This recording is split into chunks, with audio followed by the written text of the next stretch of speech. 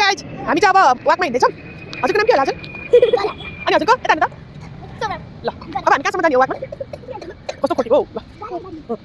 हामी चाहिँ हिँड्दैछौँ है त के हुन्छ मुटु अनि आज कति पछि हामी वाकमा जान्ला त हो बाबाले बनायो यो घर बनाउनु हो यो चाहिँ चोबारे एरिया हो होइन त्यो जुन बादल धेरै लागेको छ नि त्यो चाहिँ हाम्रो चम्पादेवी डाँडा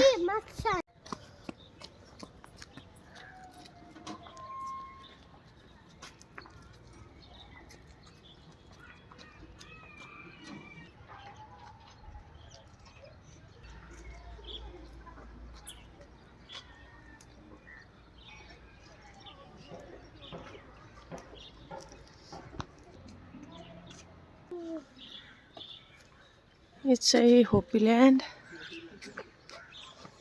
कति भयो केटाहरू हामी नआएको वाकमा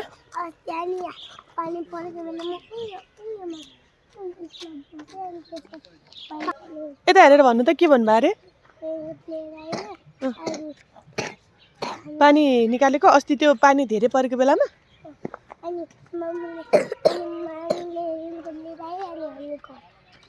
हो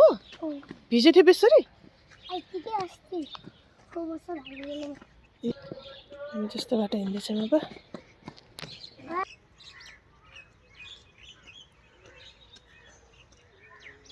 हामी चाहिँ होपील्यान्डको बाहिर छौँ होइन अहिले चाहिँ होपील्यान्ड बन्द हुन्छ नि त थकेला आएर केटालाई थकेला गाह्रो भयो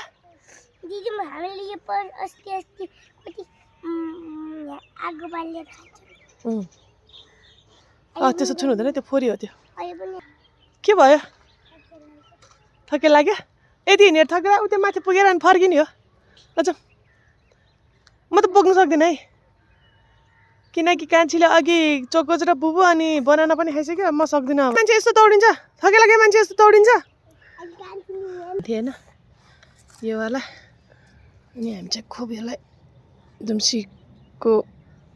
मम्मी र बाबा भनेर खुब टिपेर लान्थ्यौँ के हो रे यो दुम्सी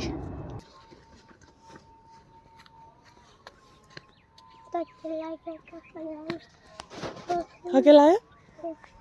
कस्तो राम्रो तोरी तोरी कस्तो राम्रो भएछ त बाबाको गाउँ को बाबाको गाउँ यो तिमीहरूको गाउँ होला नि हाम्रो गाउँ त उता हो बाबाहरूको गाउँ हाम्रो गाउँ त उता हो बाँसबेरी घर यो चोबार हो चोबार सानोमा बाँसबेरी घर हो बाबाको गाउँ दिदीको अनि हाम्रो गाउँ सबैको बाँसबेरी घर त हो नि अनि हाम्रो गाउँ त्यही हो यो त तिमीहरू सहरमा बस्यो नि तिमीहरू सहरै हो नि त बुझ्यो केटा कस्तो थकेला यार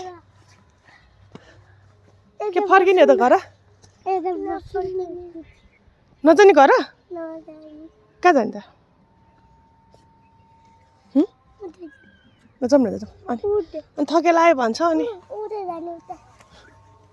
कति टाढा छ यहाँबाट हो त्यता जानु त अर्काको बारी हो त्यो फेरि किन फाइनली हामीले बाटो देख्यौँ कस्तो बाटो नै अस्कल्टो रहेछ है दादा ल ल ल बिस्तारै बिस्तारै बिस्तारै